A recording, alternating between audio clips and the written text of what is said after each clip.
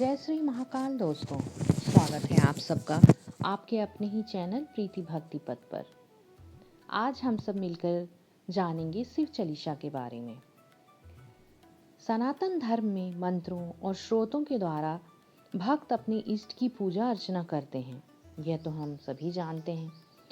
ईश्वर की भक्ति के लिए जो नियम बनाए गए हैं उनमें इन मंत्रों और श्रोतों का अत्यधिक महत्व है। मंत्रों श्रोतों की भाषा थोड़ी कठिन है, जिस वजह से भक्तों ने इष्ट की पूजा के लिए चालीसा की रचना की है। चालीसा में 40 छंद होते हैं, जिसके कारण इसे चालीसा कहा जाता है।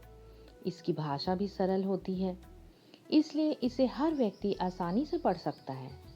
शिव चालीसा में भोलेनाथ की महिमा का बखान बखूबी किया गया है और बहुत ही सुंदर ढंग से किया गया है। ऐसा माना गया है कि शिव चालीसा के जाप से भय और कष्टों से मुक्ति मिलती है। शिव चालीसा का लयबद्ध पाठ करने से भगवान शिव जी का आशीर्वाद प्राप्त होता है। जीवन में सुख समृद्धि की प्राप्ति होती है, खुशियों की प्राप्ति होती है।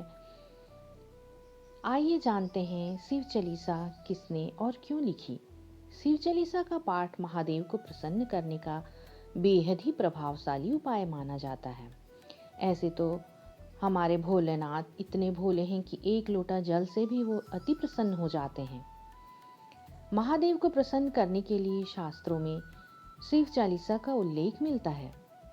शिव चालीसा का पाठ पवित्र ग्रंथ देववाणी संस्कृत में लिखी गई है। देववाणी में 24,000 श्लोक हैं। शिव चालीसा में 40 पंक्तियां हैं, जिनमें देवों के देव महादेव शिव की स्तुति गान है।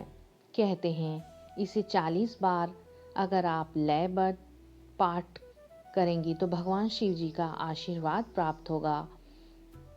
शिव चालीसा को शिव पुराण से लिया गया है और शिव पुराण के रचयिता महर्षि वेद व्यास जी हैं। पुराणों में बताया गया है कि शिव भक्ति के साथ शिव चालीसा का नियमित जाप व्यक्ति के जीवन से सभी बाधाओं और समस्याओं को दूर रखने की शक्ति रखता है। शिव चालीसा का जाप नियमित रूप से करने से भगवान शिव जल्दी प्रसन्न होते हैं और भक्तों को आशीर्वाद देते हैं। मन में अशांति जो रहती है उत्पन्न वो खत्म हो जाती है।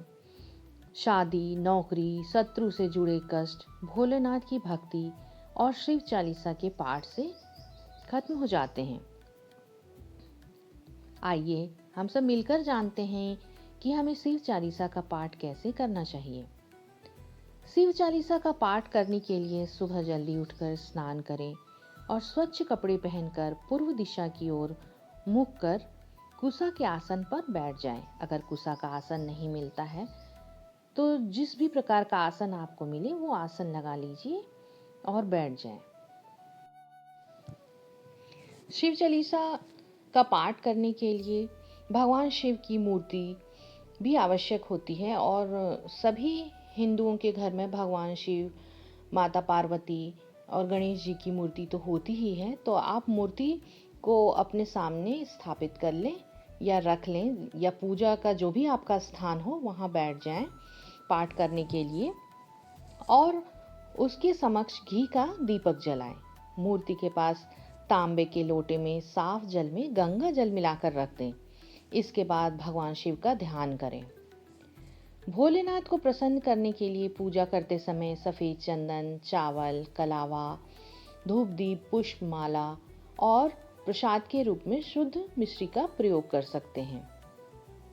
शिव चालीसा का पाठ करने से गाय के घी का दीप जलाएं और एक कलश में शुद्ध जल भरकर कलश की स्थापना जरूर करें। ऐसे भी हमें अपने पूजा के स्थान पे एक कलश में जल भरकर और उसमें थोड़ा सा गंगा जल मिलाकर हमेशा ही रखना चाहिए। शिव चालीसा का पाठ लयबद्ध तरीके से करना चाहिए। पाठ पूरा हो जाने पर कलश का जल सारे घर में छिड़क दें। आइए अब हम जानते हैं कि शिव चालीसा पढ़ने के हमें क्या क्या लाभ मिलता है। शिव चालीसा के पाठ से भक्त की सभी मनोकामनाएं पूर्ण होती हैं। शिव चालीसा के पाठ करने से जातक के सारे कष्ट दूर हो जाते हैं। शिव चालीसा के पाठ विधि और नियम के अनुसार करने से मनवांछित फल की प्राप्ति होती है। शिव चालीसा का जाप करने से मन व शरीर से नकारात्मक ऊर्जा दूर होती है। शिव चालीसा का रोजाना पाठ करने से ग्रहों के बुरे प्रभाव भी दूर होते हैं। रोज शिव चालीसा का पाठ करने से घर में खुशहाली आती है। शिव चालीसा के पाठ से व्यापार व नौकरी दोनों में तरक्की मिलती है। रोगों से मुक्ति के लिए भी शिव चालीसा का निरंतर पाठ करना चाहिए। शिव चालीसा के पाठ करने से शत्रु बाधा का निवारण होता है। संतान की प्राप्ति के लिए भी शिव चालीसा का नियमित पाठ करते रहना चाहिए। ध्यान देने वाली बात यह है कि बिना स्नान किए शिव चालीसा का पाठ नहीं करना चाहिए। शिव चालीसा का पाठ करते समय शंख भी नहीं बजाना चाहिए। शंकर जी को कभी तुलसी के पत्ते भी न चढ़ाएं। शिव जी को कभी भी केतकी के फूल न चढ़ाएं। शिव चालीसा पढ़ने के लिए बेहतर होगा कि आपका मुख पूर्व दिशा या उत्तर दिशा या उत्तर पूर्व दिशा में हो। शिव चालीसा के पाठ के पहले अक्षत, धूप दीप, सफेद चंदन, माला, सफेद आग के फूल रख लें। भगवान शिव को भोग लगाने के लिए मिश्री या बतासे का प्रयोग करें। शिव चालीसा के आसान शब्दों से भगवान भोलेनाथ को प्रसन्न किया जा सकता है। शिव चालीसा के सस्वर पाठ से मुश्किल काम को बहुत ही आसान किया जा सकता है। शिव चालीसा की 40 शुभ पंक्तियां चमत्कारिक हैं। शिव चालीसा सरल है लेकिन अत्यंत प्रभावशाली है। चालीसा का निरंतर 40 बार पाठ करने से वह सिद्ध हो जाता है। इसी तरह मनोकामना और समस्याओं के अनुसार चालीसा की पंक्ति याद कर 40 बार पाठ करने से वह भी आश्चर्यजनक रूप से मदद करती है। आइए अब हम जानते हैं कि मनोकामना के अनुसार शिव चालीसा का पाठ कैसे करना चाहिए, कौन सा दोहा पढ़ना चाहिए और कितनी बार पढ़ना चाहिए। मनोकामनाओं के अनुसार जो भी दोहा इसमें बताया गया है, अगर आप 21 बार, 108 बार या जितनी आपकी मर्जी हो उसे आप पाठ करेंगे तो उससे आपको अत्यंत फल मिलेगा और बहुत ही शुभदायी होगा आपके लिए। तो जैसे कि मन में अगर कोई भय हो तो उसके लिए आपको शिव चालीसा में से जो दोहे पढ़ना है वो है, जय गणेश गिरिजा सुवन, मंगल मूल सुजान, कहत अयोध्या दास तुम, देव अभय वरदान। ऐसा लगातार 40 दिन तक करने से लाभ होगा।